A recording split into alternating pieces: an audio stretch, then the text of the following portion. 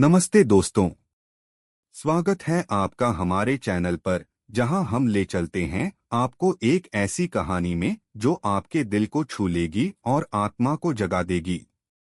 आज हम सुनाएंगे एक छोटे से लड़के अर्जुन की कहानी जो निकला भगवान को ढूंढने की यात्रा पर। क्या सचमुच भगवान मिलते हैं? क्या वे मंदिरों में हैं, जंगलों में या फिर हमारे दिल में? चलिए इस अनंत लीला का हिस्सा बनिए। अगर आप तैयार हैं तो लाइक बटन दबाइए, चैनल को सब्सक्राइब करिए और बेल आइकन ऑन कर दीजिए क्योंकि यह कहानी आपको कहीं और ले जाएगी। चलो शुरू करते हैं। बहुत पुरानी बात है, जब धरती पर समय अभी भी एक रहस्यमयी नदी की तरह बहता था और आकाश में तारे भगवान की आंखें बनकर झांकते थे। हिमालय की गोद में, जहां बर्फीले पहाड़ बादलों को चूमते थे और जंगल इतने घने थे कि सूरज की किरणें भी रास्ता भूल जाती, वहां एक छोटा सा गांव बसा था। नाम था अमरपुर। यह गांव ऐसा था मानो स्वर्ग का एक टुकड़ा धरती पर गिर गया हो।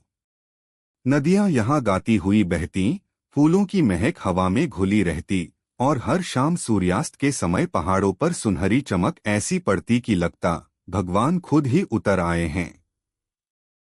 लेकिन इस गांव में एक रहस्य था।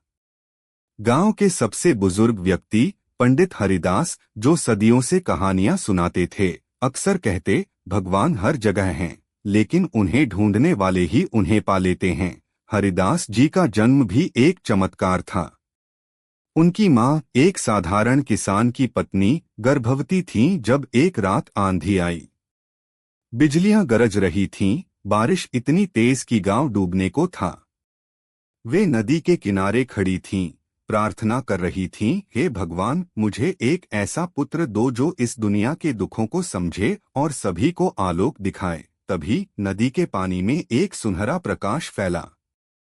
एक छोटा सा शिशु चमकदार वस्त्रों में लिपटा पानी से तैरता हुआ आया। वह शिशु हरिदास था। गांव वालों ने कहा, यह भगवान विष्णु का अवतार है, लेकिन हरिदास बड़े होकर कहते, नहीं, मैं तो बस एक दूत हूँ। भगवान तो अनंत हैं। हरिदास की कहानियां गांव के हर बच्चे की नींद का साथी बन गईं। उनमें से एक बच्चा था, नाम अर्जुन। अर्जुन 10 साल का था, लंबे काले बाल, चमकदार आंखें और एक ऐसा मन जो सवालों से भरा था। वह हर शाम हरिदास जी के पास बैठता और पूछता, दादाजी, भगवान कहाँ हैं? क्या वे मंदिर में हैं या आकाश में या मेरे दिल में? हरिदास मुस्कुराते और कहते, बेटा, भगवान की खोज एक यात्रा है। जो निकल पड़ता है वही पाता है। एक दिन गांव में सूखा पड़ गया। फसलें मुरझा गईं, नदियां सूखने लगीं। लोग भूखे प्यासे तड़पने लगे। अर्जुन ने देखा कि उसके माता पिता, जो मेहनती किसान थे, रात रात भर रोते। वह सोचने लगा, अगर भगवान हर जगह हैं तो वे यह दुख क्यों देखते हैं? मैं जाकर उनसे मिलूंगा और पूछूंगा।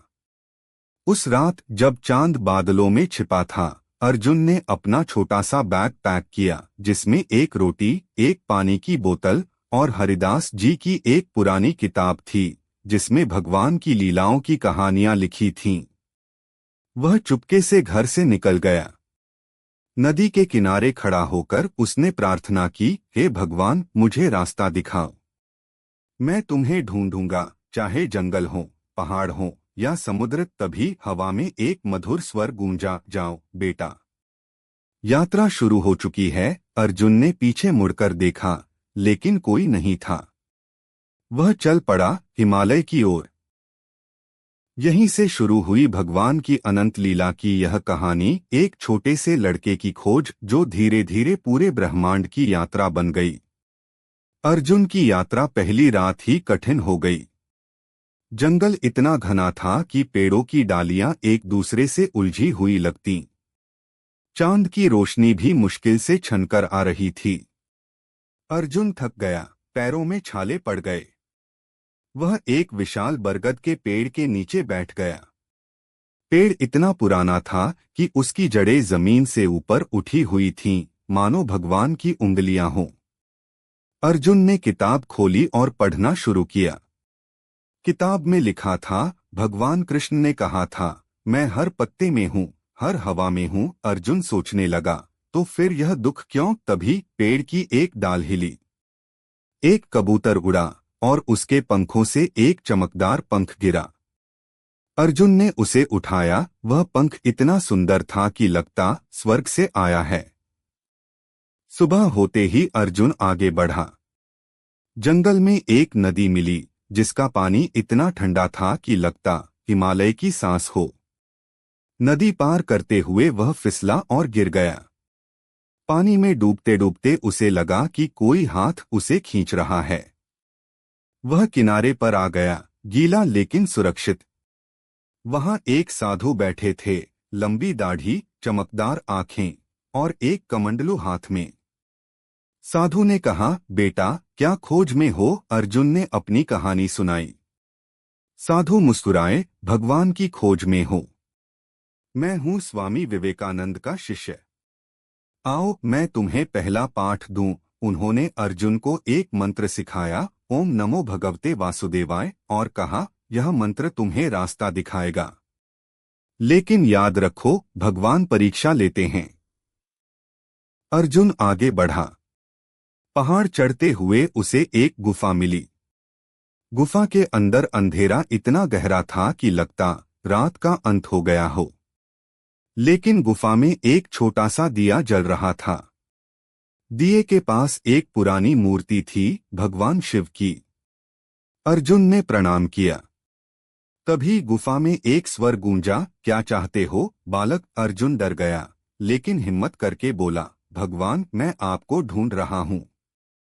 गांव में सूखा है, दुख है।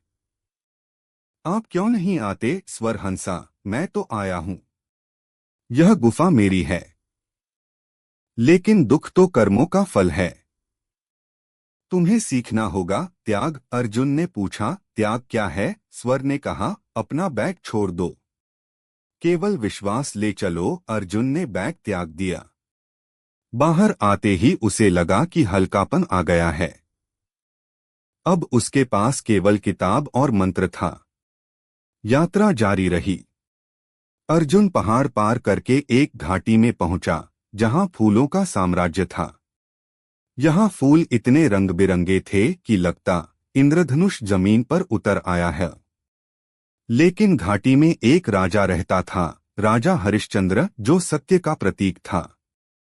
राजा ने अर्जुन को देखा और कहा, बालक तुम्हारी आंखों में खोज की ज्वाला है। मेरे महल में रुको। महल भव्य था, सोने के खंभे, रेशमी पर्दे और हर कोने में भगवान की मूर्तियां।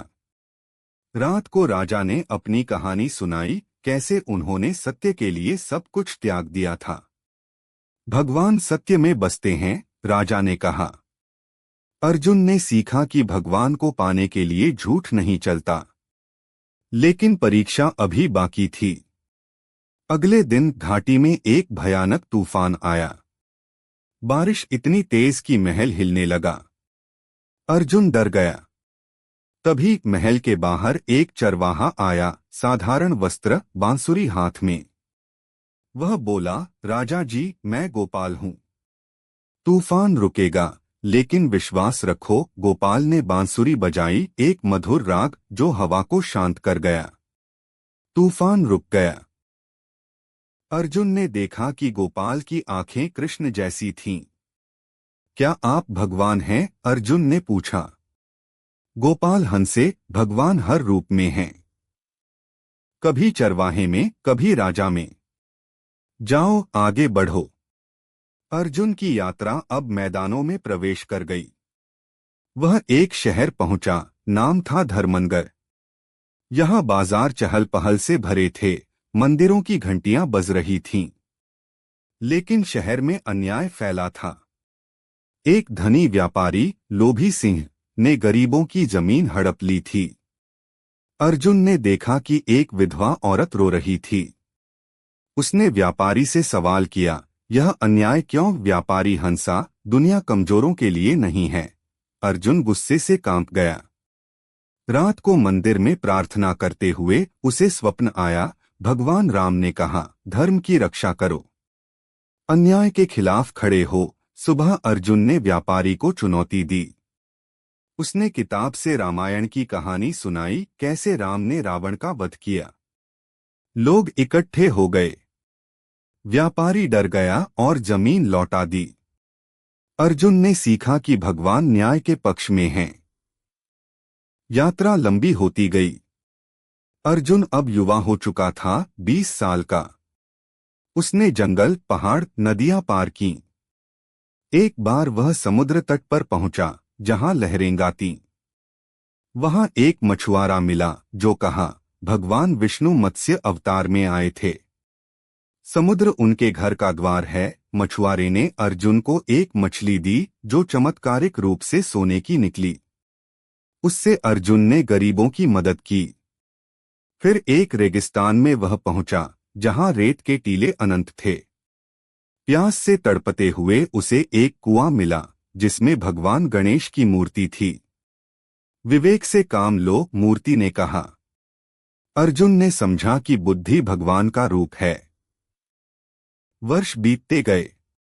अर्जुन अब एक ऋषि जैसा हो गया, लंबी दाढ़ी, शांत आंखें।